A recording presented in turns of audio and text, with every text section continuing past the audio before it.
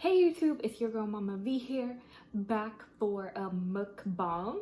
And what do I have here? So we're doing another versus. As y'all know, the Jollibee versus the Chick-fil-A sandwich. And then this time I am doing Wingstop versus Fire Wings. Fire Wings, this is my first time also trying it. I've had Wingstop for a couple of times now. Been around for a while. But yeah, anyway, let's get started. I'm hungry. Hope y'all doing well. Finished the workout and I was waiting to do this here. Oh, excuse me. Drink some ice water. Anywho, so this side we have here, this side we have Fire Wings, and then this side we have Wingstop. Y'all know the signature wrapping. Over here we have the original noodles, and then we have teriyaki with the little sesame seeds, teriyaki wings, and then we have mango habanero wings. Habanero, probably said that wrong, but sorry. And then we also got zucchini fries from them. I got tater tots. Tater tots, they taste similar. Potatoes, fried tater tots. So I'm not including the video. My head's being cut off, sorry. And then we have the not Fire Wings, Wingstop's fries. And then we have Wingstop's, let me see, what did I get? Oh, I got Hawaiian with Wingstop. And then I got mango habanero, obviously, to try the two. So let me actually just show y'all. Pretty sure this is mango habanero. There you go, those are the two. And then I didn't want to get, you know, obviously the same wings. I wanted a variety. So then I got very similar taste in terms of not spicy for y'all. And then actually when I start off, cheers y'all, with the zucchini fry.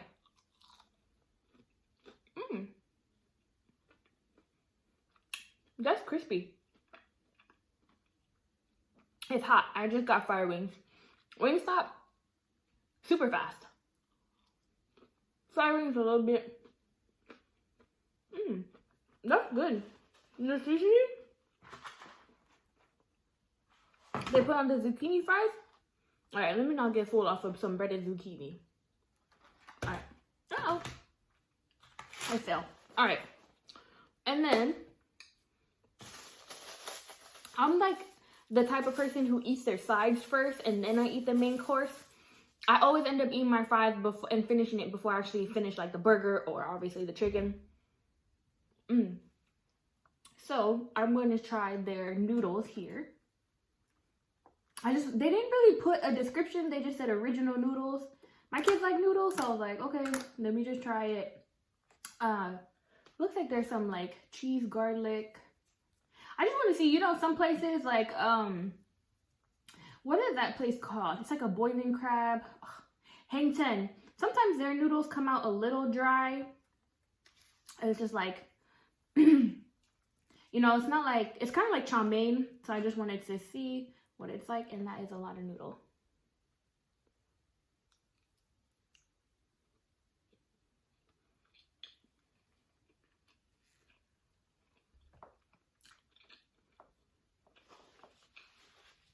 Reminds me of Hang Ten. There's like Parmesan cheese on top, some garlic, parsley. Average. You already know, majority of you know how French fries taste.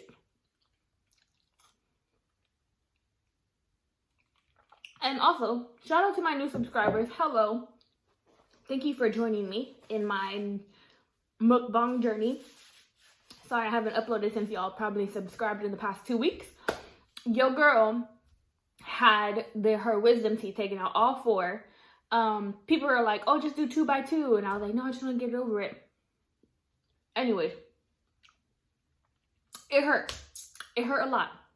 And I didn't realize, I don't know why, but I couldn't really eat like solid, like hard food that required me to chew for a whole week. I couldn't even work out for a whole week, like by dentist orders.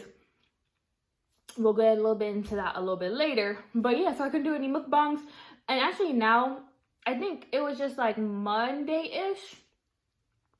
So about 3 days ago, I started eating like a little bit of solid foods, but like my back teeth still hurt, so I was chewing with my front teeth.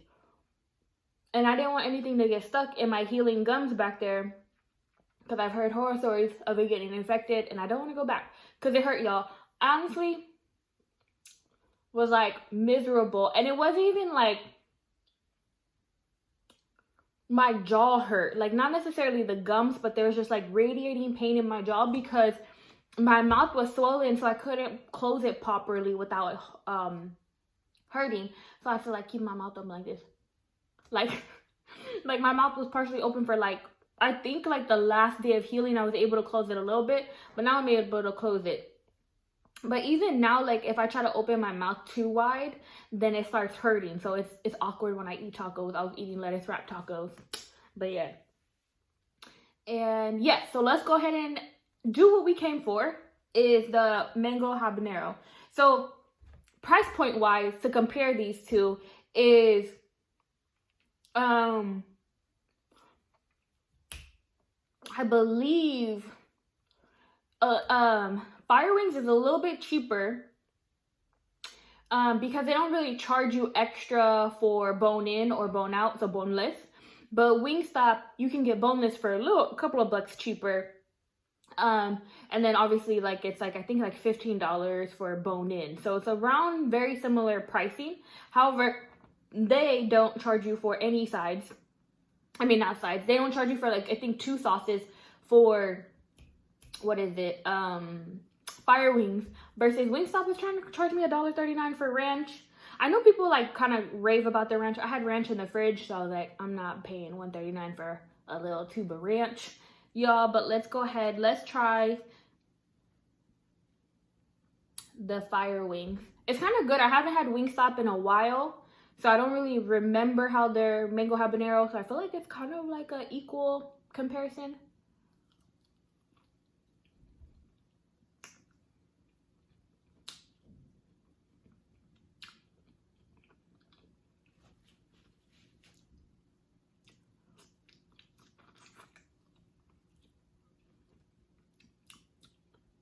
Trying to suck the sauce out of it so I can like actually taste the sauce.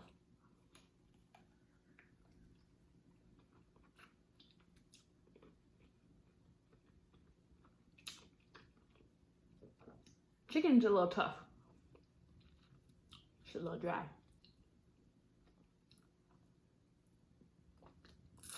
Y'all gotta clean the bone, y'all. All right, that's cool, it's cool.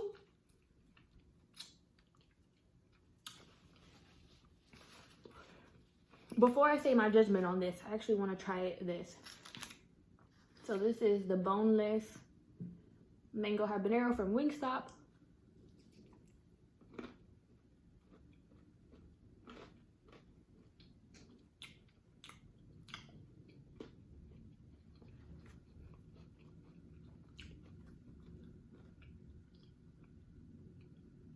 You know what I forgot to do? Rinse my mouth out so I don't just, you know, taste what was in there before.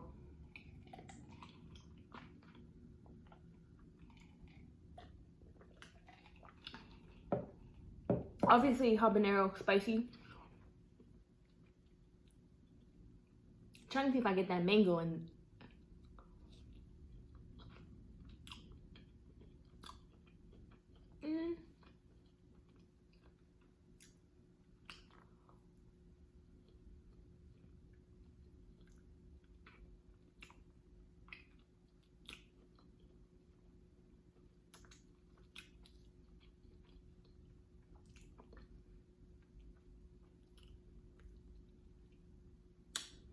So,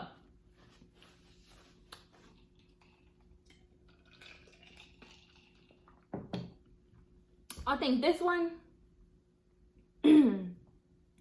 Fire Wings did it better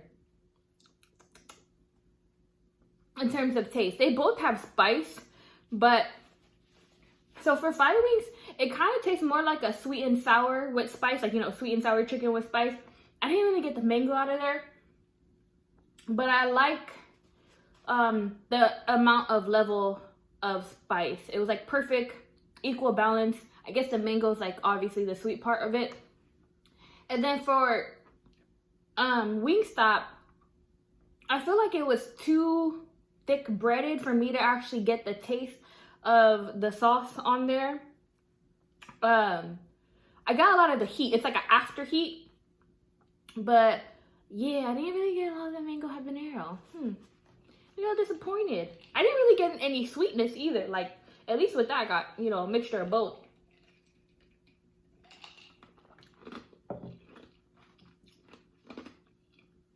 I should probably not be chewing ice, but it's a habit after I got my thing. Yeah, so back to my dentist thing. So I was supposed to get my wisdom teeth. I should have got it when I was a teenager, whatever. It was finally beginning to bother me, and I could feel the pressure in my mouth. I feel like it sort of contributes to a lot of my migraines. Finally decided to get it out. I was like, whammy, I'm done. And they gave me the option to either do the shots in the mouth to numb it, or to give me the gas. The gas, they said it wouldn't make me loopy, but it'll just make me relax. I've seen those videos though where people start like talking crazy. You know, something I just want to take to the grave. You know, I don't, no secrets out there. But give me the shots. Now that hurt a lot more because they give you a little bit of numbing cream, but you can definitely still feel the pressure, and like they're not just putting the shot in your gums, they're kind of putting it in your hard upper palate, and it had this weird vibration sensation. Another thing too is, y'all tell me if y'all have had the gas before, because I've never been sedated in my life, surgery or anything. I've had a C-section. Obviously they just numb you, so you're still like, you don't feel, you know, weird or anything. But like my tongue started getting numb, and I was like, am I gonna choke? And that's when my heart rate started going up, and I was like getting nervous. I'm like, this is it, y'all. And I was like, oh my God, I'm gonna swallow my tongue. Oh, I'm trying to remain calm, and I'm like, can I even swallow? Like, should I just like let my spit come out and like drool? Yeah, it was a hot mess. I think that was like the scariest part, was the numbing, because my tongue was numb. Mouth felt really weird, and I drove myself there and back. And it was funny because when they were telling me all of that, when they're telling me, oh, you can't eat, I was like, for 7 days, I thought it was like 3 days max. But they're like, no, for the next week, you just want to be sure for the most part it's healed up in case any foods get in there. Now I know what they mean, because I've been eating a little bit of food, but I can feel like in the little ridges of my gums, sometimes they get stuck, and I get paranoid. So I keep on rinsing my mouth out because I don't want nothing to infect it. And mind you, it's been about a week and a half now. But yeah, my jaw's still healing and it hurts. And they were telling me they're going to give me hydrocodone or something. You know, like painkiller, right? And I don't think it was the same dosage, but obviously that was the same painkiller they gave me after the C-section. I was like, damn, it's going to hurt that much to get my teeth out? And that's when I started getting worried, because they tell you this procedure all before, because, you know, you might be a little distracted, loopy, and pain after. And then they give you antibiotics and a special mouthwash. And I think I was like near the ending of the day of the dentist hours, and I think the receptionist had forgotten to put in my prescription in. And then I came home and I was like, oh my God, I don't have any prescription. Like, I was more worried about the antibiotics, but luckily whoever, I don't know, it was like 7 o'clock at night, and I was like, okay, let me just email them, you know, it's no big deal, I'll get it tomorrow. My mouth's still numb anyways. And they got it on it so quick to give me my prescription and stuff. And yeah, that thing hurt. It hurt more than I thought it was. So yeah, I was living off of mashed potatoes, ice cream, applesauce, and then you get tired of all those things, right? Because you want a different flavor, Jello. Like, I was tired of eating like sweet things, but I wanted something salty. So mashed potatoes was the quickest of like a savory, salty food I was gonna get. But anywho, y'all, yeah, it was a rough week. It was rough. I was miserable. So let me go ahead and we're going to compare the different. So this is Hawaiian. So it's like a savory flavor according to Wingstop description.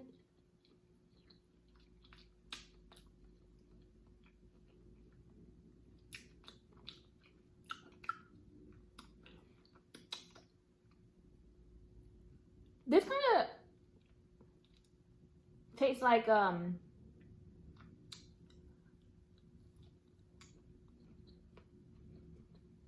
you know, this tastes similar to when you go to like Asian restaurants, or not even the restaurants, but like those like Panda Express kinda. And it's the chicken. It's not the orange chicken, it's like a brown sauce with sesame seeds, no bone in it, kind of tastes like that. It's cool. I felt like flavor could have been a little bit stronger. Now let's try Fire Wings teriyaki.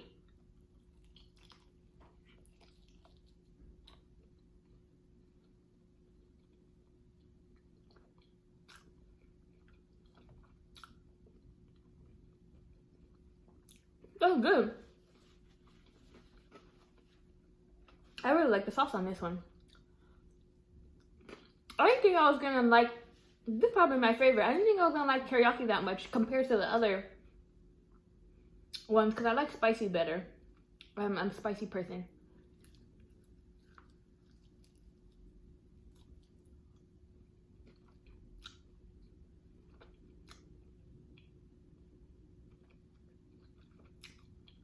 That was good. It's good. It's just tastes like teriyaki. This is like the most accurate taste one. Tasty new one.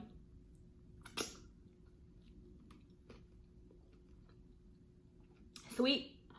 Got the sesame seeds on it.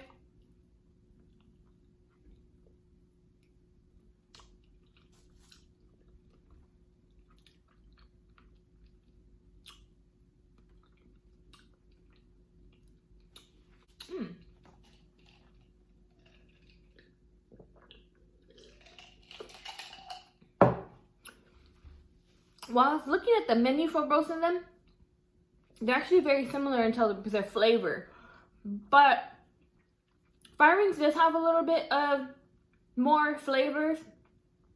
The ones I wanted to try, but probably next go around, because I wanted something comparable to each other, was they had, I think like a Korean kick, a Thai chili flavor, a peanut one, like peanut butter flavor, which I feel like peanut butter would have tasted like, I feel like gare, like, sorry if I pronounced it wrong or if I said it wrong. It's like the curry, the Filipino curry. I feel like the peanut butter one might taste like that, or it might taste like, what's that Thai dish? Slipped my mind. But anyway, y'all gonna be here forever if I'm still over here trying to think of it. But I want to say too, they came through with the zucchini fries. I've had zucchini fries before. Not really flavorful or as crispy as this, but the breading on this is on point. It makes me feel kind of healthy, but I feel like all the breading and the deep fried cancels out the health benefits of the zucchini. I'm gonna try another one of the boneless one because it's just, ooh, that's big. Because it's just easier to chew right now.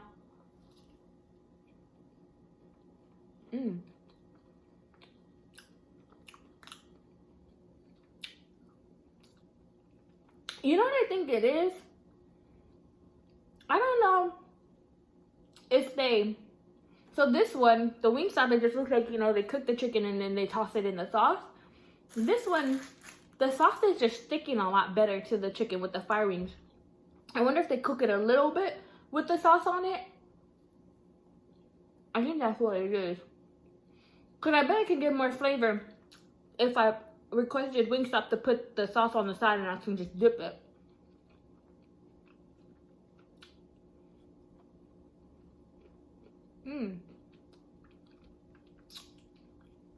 But yeah, I do want to tell y'all a little bit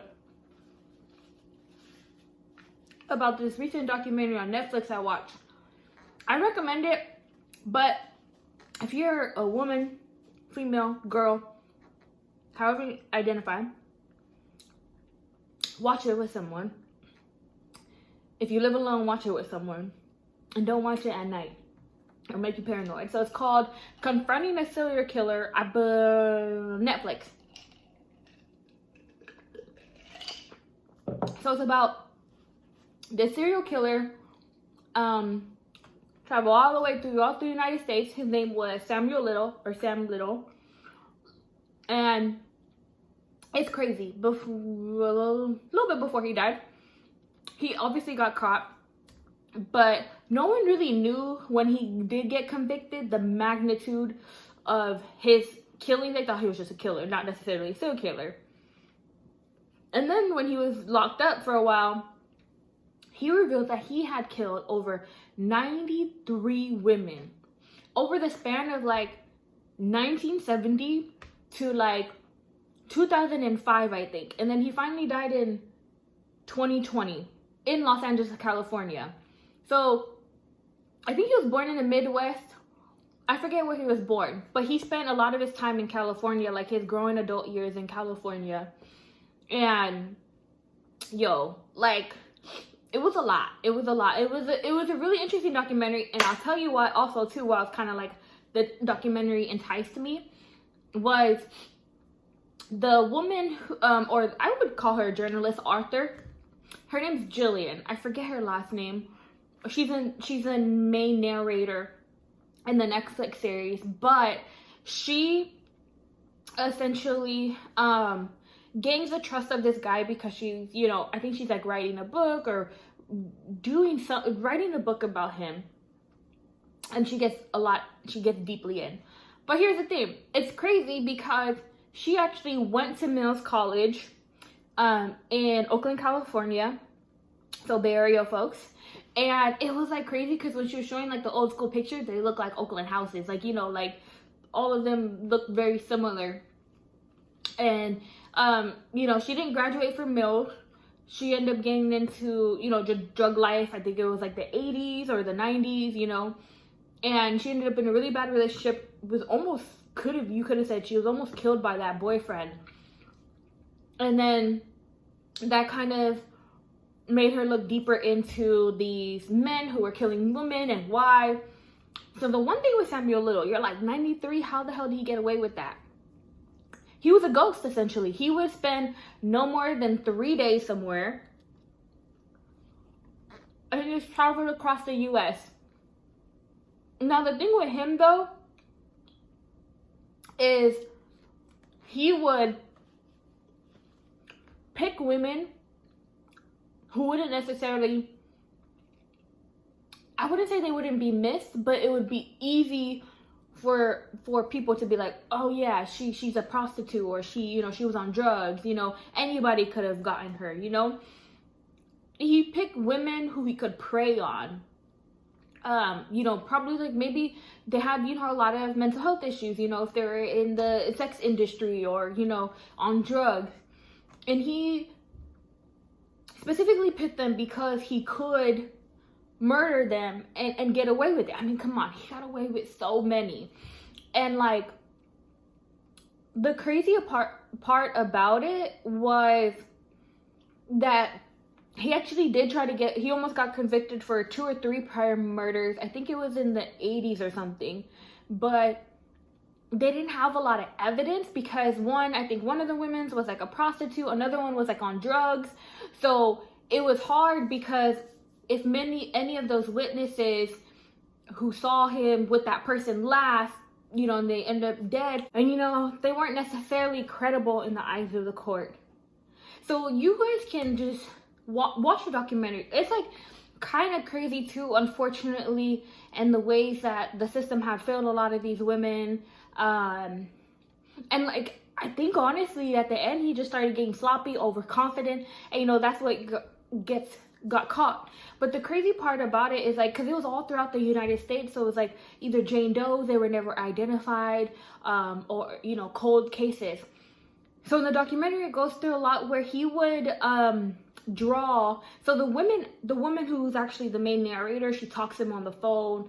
It's really, she really got stuck in this case, and I know it probably messed with her mind a lot. But she did it.